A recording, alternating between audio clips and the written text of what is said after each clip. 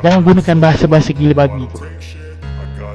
Adakah kau berniaga produk-produk atau perkhidmatan yang mahal-mahal, high-end produk lah? Aku nak tunjukkan kat kau kesilapan kebanyakan orang yang jual produk high-end ni.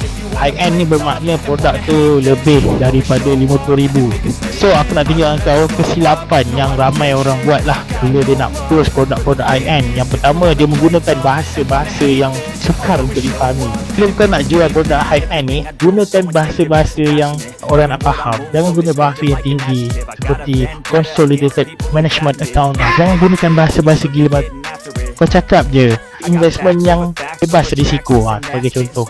Kenapa aku cakap macam tu? Bila kau create ayat-ayat yang susah-susah ni, menyebabkan komunikasi ataupun pemahaman tak sampai. Yang kedua, bila kau nak jual produk kau yang mahal ni, kau kena bercakap dengan orang yang buat keputusan. Jadi sebelum kau nak jual, kena confirm, bukan assume, confirm adakah tuan orang yang buat keputusan untuk investment ni. Kalau dia kata dia perlu bincang dengan wife, baik kau jual kat wife dia. Tapi kalau dia perlu bincang dengan sesiapa, tak perlu jual kat dia. Seterusnya, kita selalu assume orang ada duit. Kau faham, kau akan jual dekat orang T20. Sebenarnya orang T20 ni pun ada dua jenis golongan. Dia bukan T20 yang ada reserve, T20 yang mana masuk 100,000 keluar 100,000. Ada juga. Kau kena jual dekat T20 yang ada berapa cash, pandai manage duit.